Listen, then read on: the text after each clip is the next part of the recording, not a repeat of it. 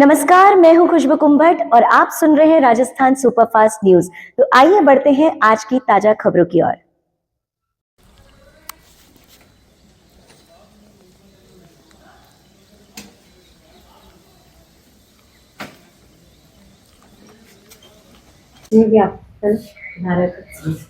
आ जाओ आ जाओ आ जाओ।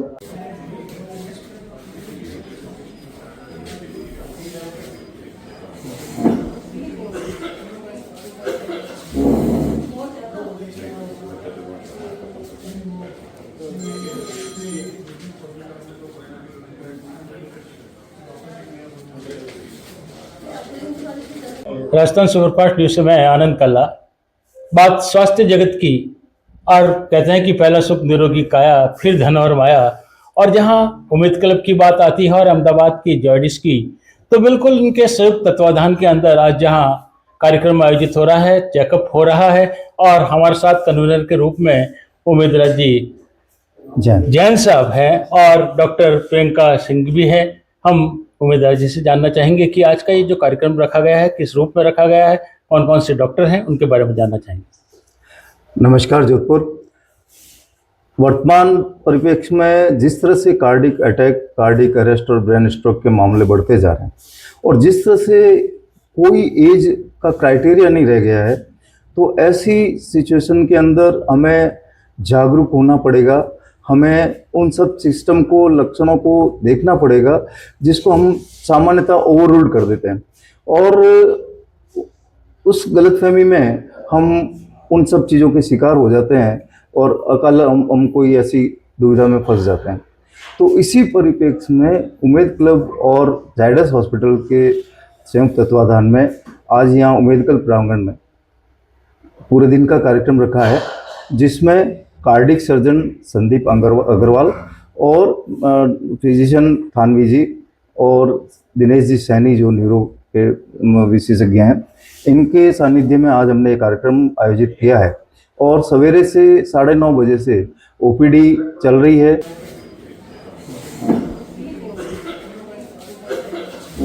जिसमें चिकित्सकीय परामर्श के लिए आज यहाँ पे बहुत रेलमपेल हुई है। उसमें एडवांस उन्होंने रजिस्ट्रेशन करने वालों का भी यहाँ पे पूरा लवाजमा था, और यहाँ इंस्टेंट भी जो है डायरेक्ट भी बिना उसके भी लोग आए हैं, उनको भी एंटरटेन कर रहे हैं, और सभी डॉक्टर्स अपनी सेवाएं यहाँ पे निःशुल्क प्रदान कर रहे हैं।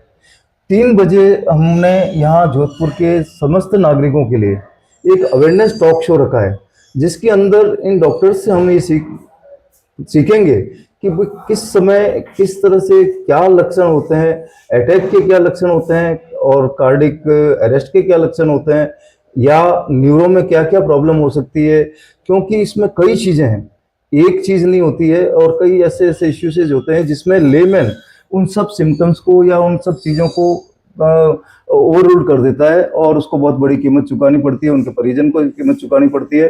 तो इसी लिहाज से आज ये कार्यक्रम यहाँ आयोजित किया गया है, और मेरी सबसे जोधपुर से विनम्र अनुरोध है कि जोधपुर के सभी नागरिक, क्लब के सभी सम्मानित सदस्यगण आज इस 3 बजे के अवेयरनेस कार्यक्रम टॉक शो के अंदर अवश्य आएँ और अपना ज्ञानार्जन करें, और अपने स्वास्थ्य के प्रति खुद सजग हों, अपने और अपने अपनों के स्वास्थ्य की चिंता के साथ में इन सब चीज़ों को आप यहाँ के जरूर अपनी सहभागिता निभाएं।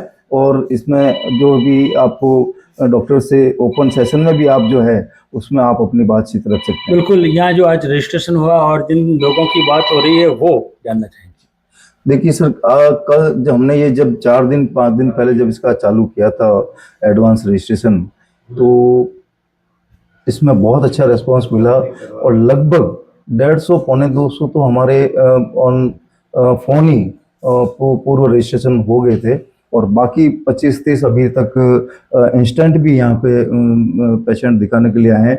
और मैं समझता हूँ कि जिन लोगों के ऑलरेडी ये इलाज चल रहे हैं यहाँ लोकल स्तर पे चिकित्सकों के, उनको एडवांस लेवल पे यहाँ उनको बड़ा परामर्श मिला है, और चाहे वो न्यूरो के किसी भी तरह के पेशेंट हों, कार्डिक सर्जरी के पेशेंट हो, चाहे कार्डिक फिजिशियन के जो ट्रीटमेंट चल रहा है हृदय रोग के, उनको भी बहुत कुछ आज यहाँ पे अच्छी एडवाइस मिली है, और वो अपना एक अच्छा कुशल तरीके से अपना इस हृदय रोग को मैनेज करेंगे, ऐसी मेरी। बिल्कुल, आगे भी इसके लिए कुछ और कार्यक्रम? देखिए सर, हम एक प्रयास रहता है कि स्वास्थ्य के क्षेत्र में अर्ली डिटेक्शन मस्ट है, और अर्ली डिटेक्शन के क्षेत्र में भी हम लोग कंटिन्यू काम कर रहे हैं, और उसमें SRL से भी एजिलस जो है उससे हमारा टाइप है, उसमें बहुत सी सब्सिडाइज रेट पे हम लोग अर्ली डिटेक्शन करते हैं, जिसमें किडनी, लीवर, हार्ट, कैंसर, ये सारी चीज़ों की वो डिटेक्शन होती है। और समय से पहले अगर कोई भी चीज़ इनिशियल लेवल पे पकड़ में आती है तो कैंसर जैसी भले ही बीमारी क्यों नहीं हो, उसका भी इलाज संभव है। तो मैं समझता हूँ कि हर व्यक्ति को साल में 40 साल के बाद में एक बार अपना होल बॉडी चेकअप अवश्य कराना चाहिए। बहुत बहुत धन्यवाद। बिल्कुल, हम डॉक्टर से भी बात करेंगे कि किस तरीके से यहाँ वो अपनी सेवाएं देकर के उनको कैसा लग रहा है। और डॉक्टर प्रियंका सिंह जी जब खुद इस तरीके से अपनी बात करते हैं, डॉक्टरी के साथ साथ समाज सेवा से जुड़े रहते हैं, क्या सोचते हैं आज के इस समारोह के बारे में? नमस्ते जोधपुर, मेरा नाम डॉक्टर प्रियंका सिंह है। मैं PMO प्रतापनगर डिस्ट्रिक्ट हॉस्पिटल में कार्यरत हूँ, और यहाँ पे मैं एक्स ऑफिशियो मेडिकल टीम को हेड कर रही हूँ उमेद क्लब में। आज हमने जॉइंट वेंचर में जाइडस हॉस्पिटल अहमदाबाद के संयुक्त तत्वाधान में यहाँ पर उमेद मलजी जैन साहब के कोऑर्डिनेशन से ये कार्यक्रम आयोजित किया है।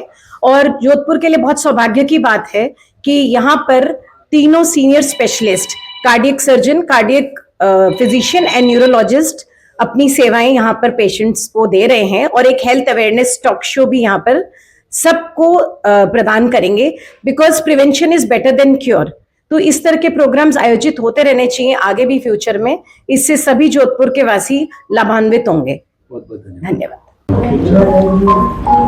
बात डॉक्टरों से, और जब कार्डियोलॉजी की बात आती है तो हर एक का दिल दहल जाता है, लेकिन जहाँ डॉक्टर सुनील जी थानवी साहब हैं और जिस तरीके से सरलता से अपनी बात करते हैं, किस तरीके से एक मरीज अपने डर को भगा सके, क्योंकि नाम सुनते ही जब डर लगता है तो वो डर ना रहे, क्या करे, इसके बारे में जानना चाहेंगे।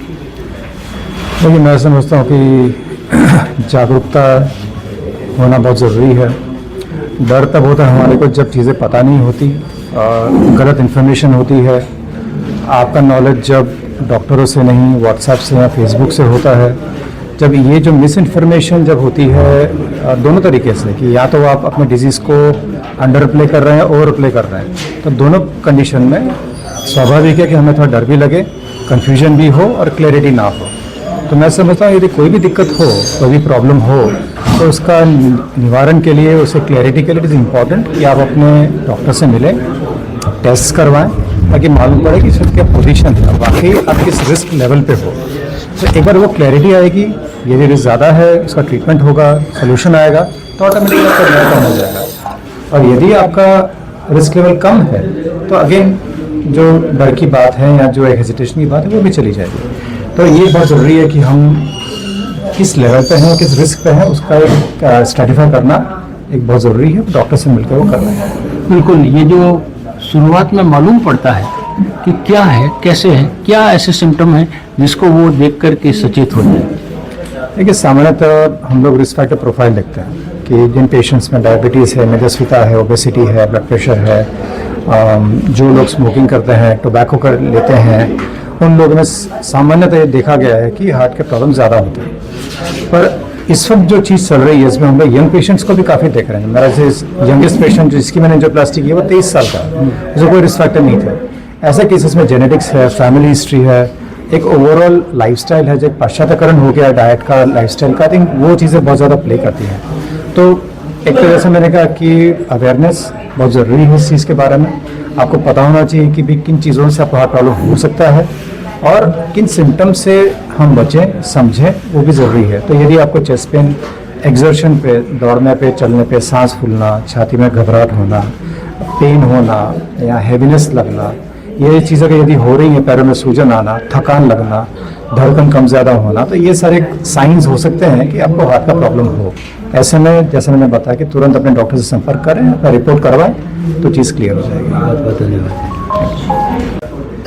बात दिल की, और दिल के साथ जब फिजिशियन से बात करते हैं, लेकिन फिजिशियन जब कह देता है कि साहब अब तो सर्जन के पास ही जाना होगा, तो ऐसी परिस्थिति के अंदर आना पड़ता है डॉक्टर संदीप जी अग्रवाल साहब के पास।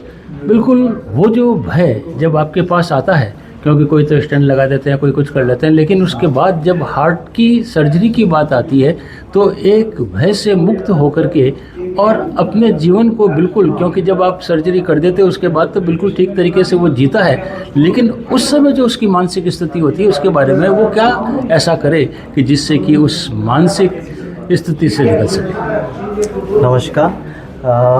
जो आपका प्रश्न है वो बहुत ही अप्रोप्रिएट है। किसी भी मरीज़ को जब कार्डियक सर्जरी की सलाह दी जाती है तो टेंशन होना स्वाभाविक है। नॉर्मली आजकल के ज़माने में टेक्नोलॉजी इतनी ज़्यादा प्रोग्रेस हो गई है कि ऑपरेशंस काफ़ी हद तक सेफ़ हो गए हैं।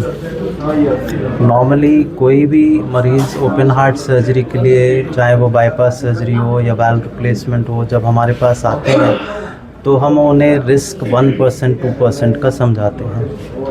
मतलब ऑलमोस्ट 98-99% के सक्सेस होते हैं। और ज़्यादा करके एज अ सर्जन हमें ये रिस्क बोलना पड़ता है, बट हमें मन ही मन मालूम होता है कि कोई परेशानी आने की संभावना बहुत रेयर होती है। आमतौर से ऑपरेशन के बाद में 1 या 2 दिन में मरीज़ आईसीयू में चलना फिरना चालू कर देते हैं और तीसरे चौथे दिन तक रूम में चले जाते हैं और हफ्ते भर के अंदर डिस्चार्ज हो जाते हैं। जो लोगों की धारणा होती है कि ऑपरेशन के बाद, ओपन हार्ट सर्जरी के बाद महीने भर तक बेड पे पड़े रहना पड़ेगा, पूरी तरह लोगों पे डिपेंडेंट हो जाएंगे, आजकल के ज़माने में ऐसा नहीं होता है।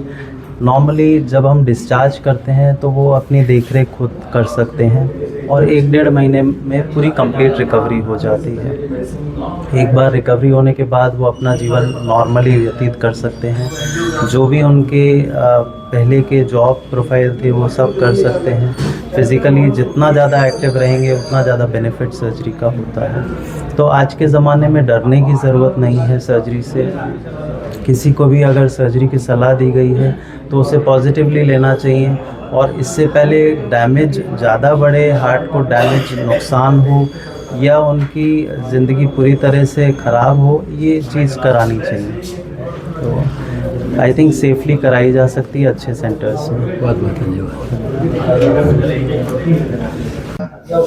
बात हार्ट की हो और हार्ट की सर्जरी की, लेकिन मानसिक रूप से व्यक्ति जिस तरीके से तकलीफ में होता है और वहाँ एक डॉक्टर जब मानसिक रूप से उसको संतुष्ट कर देता है तो किसी प्रकार का कोई भय नहीं रहता। और डॉक्टर दिनेश जी सैनी साहब हमारे साथ हैं। हम जानना चाहेंगे कि मानसिक रोगियों की तो स्थिति अलग होती है, लेकिन दूसरे बीमारियों से बचने के लिए वो किस तरीके से तैयार हो। आपका प्रश्न काफ़ी रेलेवेंट प्रश्न है आज के समाज के हिसाब से। मानसिक और न्यूरोलॉजी बीमारियों से बचने के लिए हमारी जीवन शैली में हमें काफ़ी सुधार करने की ज़रूरत है। जो सिखाया जाता है कि हार्ट डिजीज़ से बचना है, अभी हार्ट डिजीज़ की अवेयरनेस सबको होती है कि भाई अटैक आ जाता है, पहला अटैक आया, दूसरा अटैक आता है तो हम लोग सीरियस हो सकते हैं। ब्रेन में भी ब्रेन अटैक की अवेयरनेस हमें बढ़ानी चाहिए। जो सभी कारण हार्ट डिजीज़ को बढ़ा सकते हैं, खान पान, नशा, जिसको सीडेंटरी लाइफस्टाइल, जो आजकल के बच्चे खेलकूद एक्सरसाइज में कम भाग लेते हैं, ये सभी ब्रेन की बीमारियों की, न्यूरोलॉजी बीमारियों के रिस्क भी बढ़ाते हैं। अगर किसी पेशेंट को कभी भी लगता है उसको देखने में दिक्कत हो रही है या उसको हाथ पैरों में सूनापन लगता है या उसको लगता है उसका बैलेंस नहीं बन रहा है या आवाज़ अटक रही है, तो ये स्ट्रोक के लक्षण होते हैं। ऐसी कंडीशन में 4.5 घंटे में हमें ऐसी हॉस्पिटल में पहुंचना है जहाँ पे MRI की फैसिलिटी हो। वहाँ पहुँच के बहुत इजीली ट्रीटमेंट हमारे पास अवेलेबल है और अगर वो इंजेक्शन टाइम पे ले लेते हैं 4.5 घंटे में तो काफ़ी पेशेंट को काफ़ी फ़ायदा होता है। तो मेरी तरफ से टेक होम मैसेज है, नियमित जीवन शैली लेना है और अगर न्यूरोलॉजी कोई भी लक्षण लगता है, आपको प्रॉब्लम लगती है, तो तुरंत हॉस्पिटल पहुंचना है। हमें नींबू पानी, घर पे BP चेक करना ये करना, देवी देवताओं का विचार करना, वो सब बात की बात है, हमें तुरंत हॉस्पिटल पहुंचना चाहिए। बहुत बहुत धन्यवाद। बिल्कुल देख सकते हैं कि जहां जॉयडिस और उम्मीद क्लब की संयुक्त टीम ने जिस तरीके से आज के इस कार्यक्रम का आयोजन किया है, निश्चित रूप से एक अवेयरनेस के रूप में, और वे लोग जो वहां नहीं जा पाते और जब ये खुद यहाँ आ गए हैं तो इनसे मिलकर के अपनी समस्याओं का समाधान कर सकते हैं। और यहाँ पूरी टीम जिस तरीके से एक साथ होकर के काम करिए, निश्चित रूप से मानसिक रूप से भी संतुष्टि प्रदान करेगी, और अगर किसी प्रकार के हृदय रोग की बात हो भी जाती है तो उसके इलाज की बात भी करेगी।